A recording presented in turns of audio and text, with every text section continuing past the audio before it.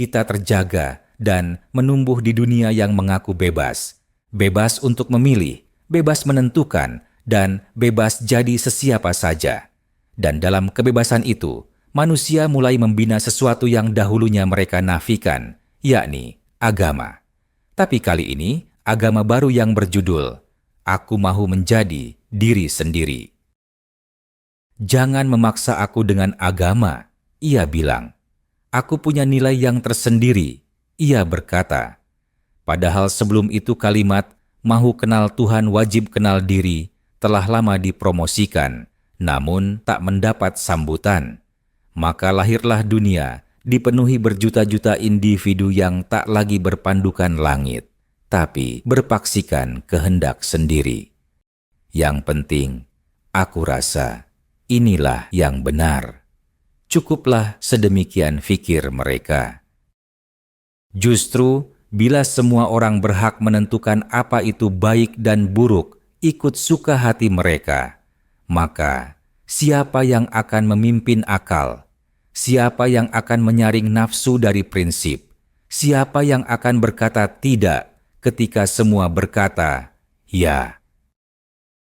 Demokrasi. Bukan setakat orang bijak saja bisa berpandangan, orang bodoh juga layak berpendapat. Semua diberi hak sama rata untuk menyumbang suara, sekalipun sumbang.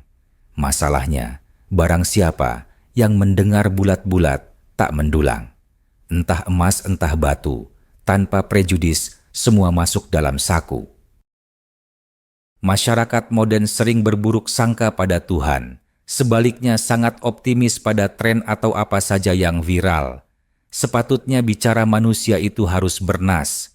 Bicara bernas itu semestinya berdalilkan nas-nas dari kitab Tuhan. Barulah kemudian layak kedengaran seakan an-nas, bukan omong kosong binatang buas. Firman Tuhan. Dan sesungguhnya kami jadikan untuk isi neraka jahanam kebanyakan dari jin dan manusia. Mereka mempunyai hati, tetapi tidak dipergunakannya untuk memahami ayat-ayat Allah. Dan mereka mempunyai mata, tetapi tidak dipergunakannya untuk melihat tanda-tanda kekuasaan Allah. Dan mereka mempunyai telinga, tetapi tidak dipergunakannya untuk mendengar ayat-ayat Allah. Mereka itu seperti binatang ternak, bahkan mereka lebih sesat lagi. Mereka itulah orang-orang yang lalai. Surah Al-A'raf, ayat 179. Suatu masa dahulu aku tersesat dalam ruang itu. Ruang di mana akal dibiarkan memandu sendirian tanpa petunjuk atau sebarang petanda. Sekadar berkiblatkan emosi dan serakah nafsu. Padahal migrasi haiwan itu tidak perlu kompas atau peta. Masakan manusia bertuhan pula sesat menemukan diri. Aku menyangka cukup setakat cerdik bersekolah sampai ke university, makanya tidak perlu ketuhanan. Diri berpendapat jika jujur pada sendiri, itu sudah cukup. Namun apa yang aku lecehkan pada waktu itu, rupa-rupanya jujur pada diri tanpa panduan dari Yang Maha Mengetahui bisa saja berakhir dengan membenarkan segala kehancuran. Dunia sekarang bangga dengan akalnya. Ia mencipta teknologi, menawan langit, dan merentas sempadan. Tapi bila ditanya, kenapa kau hidup? Ia gugup. Ia diam. Ia gelisah. Karena akal tanpa Tuhan adalah seperti lampu tanpa arah dituju. Ia menerangi, tapi tidak menunjukkan jalan. Apa fungsi lampu menyuluh bulan jika kita dikelilingi kegelapan? Sekiranya ada masa, tanyakan soalan ini kepada seorang anak kecil dan seorang warga tua. Apakah tanda yang bisa kau lihat dari alam semula jadi? Lalu bandingkan jawabannya. Kalau kedua jawabnya berbunyi serupa seperti ini, itulah tanda kebesaran Tuhan. Makanya yang tua itu matangnya cuma tubuh, akalnya masih belum akil balik. Mentah, hanya alat sulit yang cukup masak. Amatilah sekelilingmu. Berapa ramai yang mengaku bermoral tapi menindas orang lain demi keuntungan.